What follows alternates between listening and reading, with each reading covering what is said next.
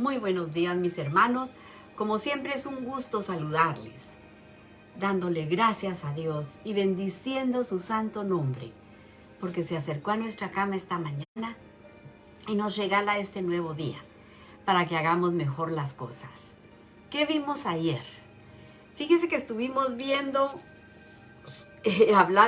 hablando sobre los fariseos, de que siempre que se acercaron al Señor era para tratar de hacerlo caer en alguna palabra. Siempre se acercaron para tentarlo, fíjese, para hacerlo caer, porque fíjese que ellos decían, no creían en la resurrección de los muertos.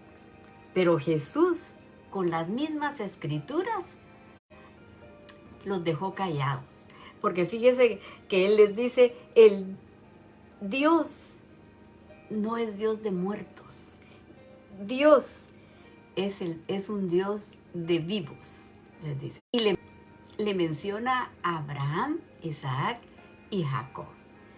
También Pablo dijo, fíjese, para mí el vivir es Cristo y el morir es ganancia. Pablo tenía la seguridad absoluta, fíjese, que ausentes del cuerpo, presentes con el Señor. Tenía eso Pablo seguro. Así, decía él, en el momento que este cuerpo termine, pare de trabajar, fíjese, el espíritu, inmediatamente el espíritu sube con el Señor, fíjese. Pablo nos dice que no nos conformemos a este siglo, que no pensemos en las cosas de este mundo, sino que nos presentemos a nosotros, dice Pablo, como sacrificio vivo y santo. Que no usemos nuestro cuerpo como instrumentos al pecado, dice Pablo. Nos presentemos ante Dios como vivos entre los muertos, como instrumentos de justicia. Nos aconseja. Cuando nosotros no conocíamos al Señor, nosotros hacíamos cosas que hoy nos avergüenza, porque hacíamos malas, que no quisiéramos, pero ni siquiera recordar. Pero entonces, por eso Pablo nos aconseja que hoy, que ya el Señor está en nosotros, nos presentemos como una ofrenda agradable al Señor. Fíjese, porque de esta manera es como vamos a ver nosotros un cambio en nuestra vida, fíjese. Si nosotros nos unimos con Él, seremos uno con el Señor cuando estamos unidos con Él. Debemos amarlo como el mandamiento dice, que lo amemos con todo nuestro corazón, con todas nuestras fuerzas, con toda nuestra alma. Así dice el mandamiento, que lo amemos. Y el segundo mandamiento les dijo, amarás a tu prójimo como a ti. El verso 41 dice, y estando juntos los fariseos, Jesús les preguntó, mire lo que les va a preguntar, diciendo, ¿qué pensáis del Cristo? Le dice, ¿de quién es hijo? Y ellos le dijeron, es hijo de David.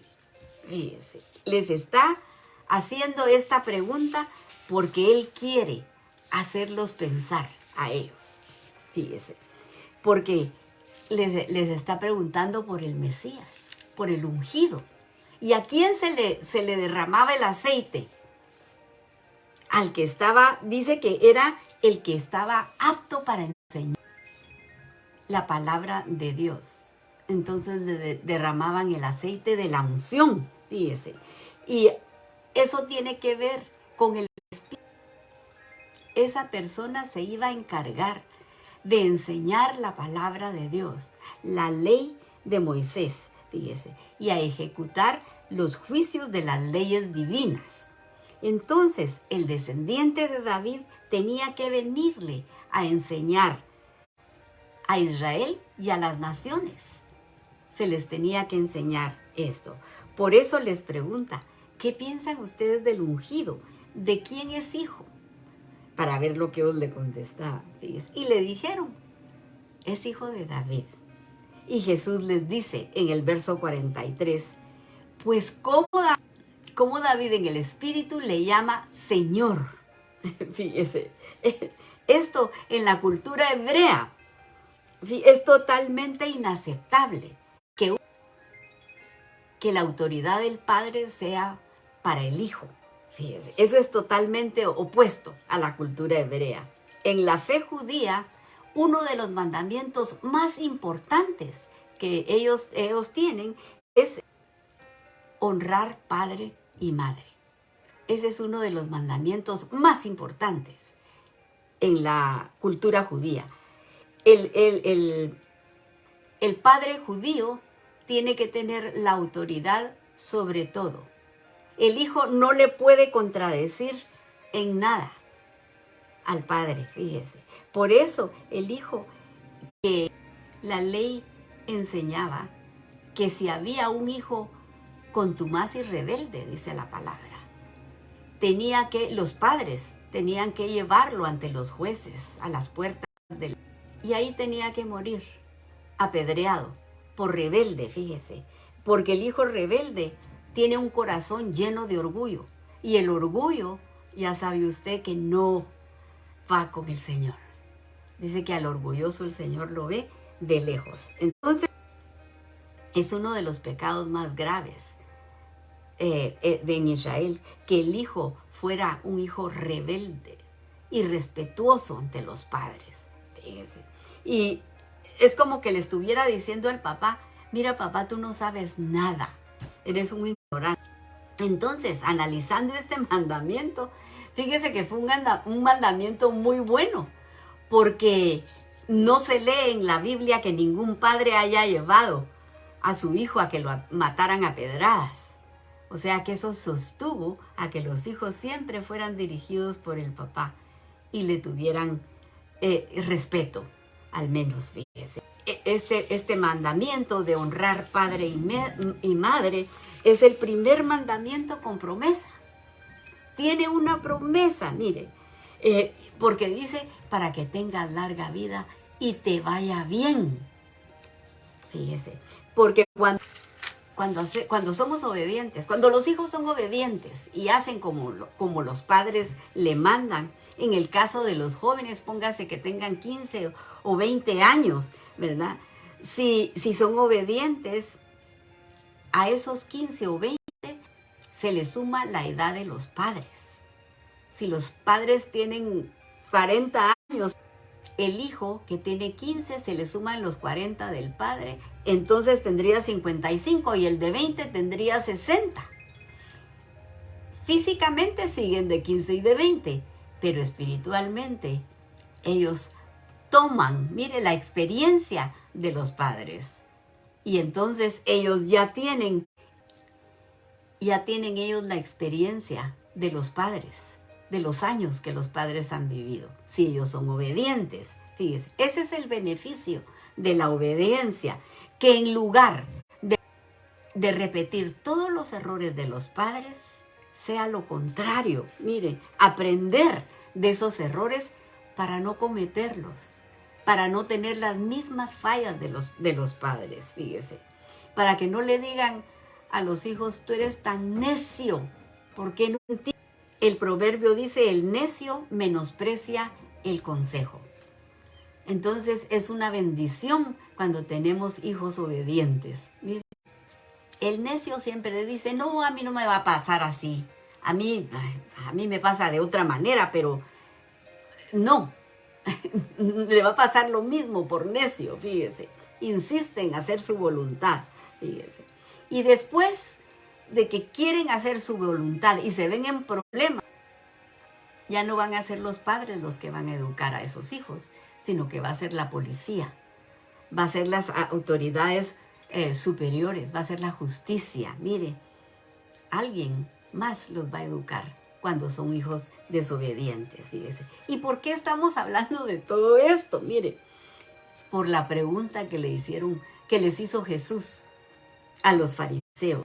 No quisiera perderlos yo a ustedes, pero es por esa pregunta que les hace Jesús. Fíjense, es necesario hablar de todo esto, porque es una enseñanza buena que le tenemos que transmitir a nuestros hijos, a nuestras próximas generaciones, enseñarlos por el buen camino.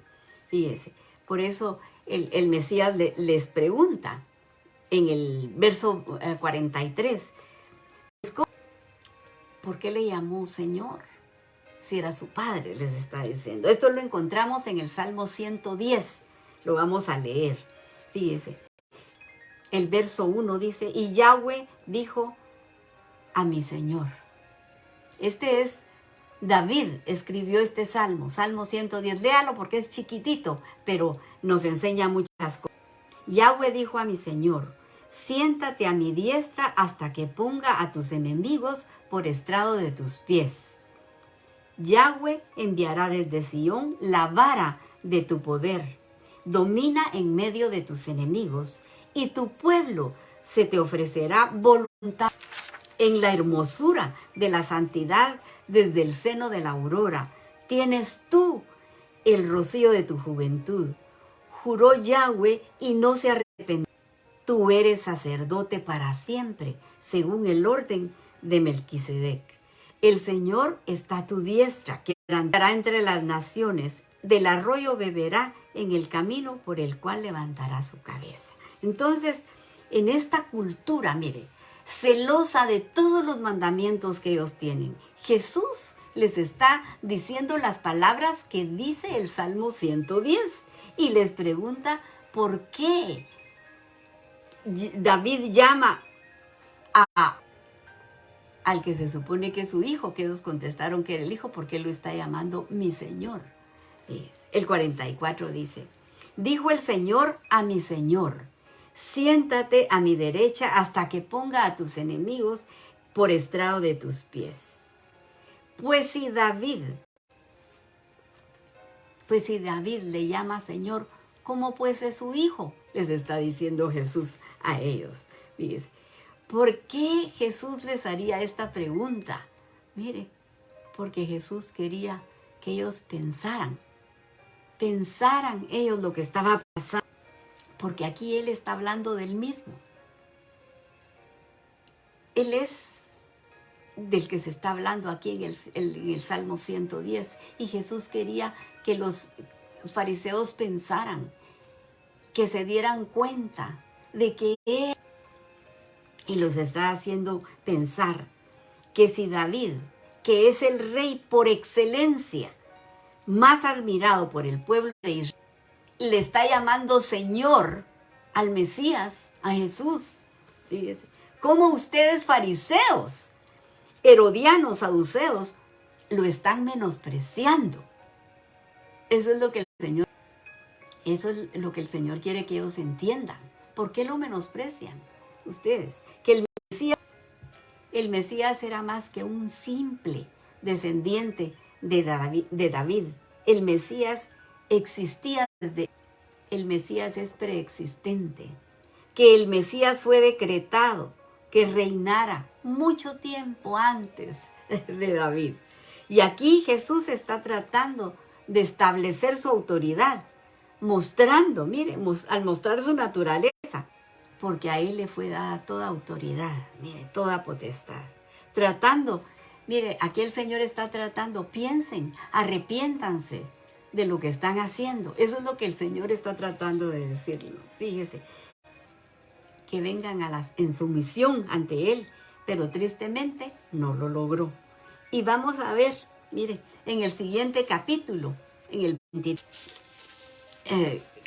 todo lo que les va a hablar Él a los fariseos. El verso 46 dice, y nadie le podía responder palabra. Los dejó mudos con lo que les preguntó. Y dice que nadie pudo contestarle nada después de eso. Empezamos el capítulo 23 y después de todos los cuestionamientos, los intentos de hacerle caer a él en alguna palabra, esa falta de respeto de Dios, entonces ahora es el turno del rey. Por eso Él les preguntó, por eso Él les cuestionó a ellos. Y no le pudieron contestar nada, dice que los dejó callar. El primer verso del capítulo 23 dice, entonces habló Jesús a la gente y a sus discípulos diciendo, en la cátedra se sientan los escribas y fariseos. ¿Y qué es la cátedra de Moisés? Es una banca de piedra donde se sentaban los maestros que llegaban a enseñarle al pueblo, fíjese. Porque esa era, en el tiempo de Moisés, esa era la banquita donde él se sentaba para enseñarle al pueblo toda la ley de Dios. Fíjese. Por eso ellos como tradición hicieron una banca y a esa banca le llamaban la cátedra de Moisés. Fíjese. Porque en el tiempo de Jesús, si usted se acuerda, ¿quiénes eran los que tenían la autoridad?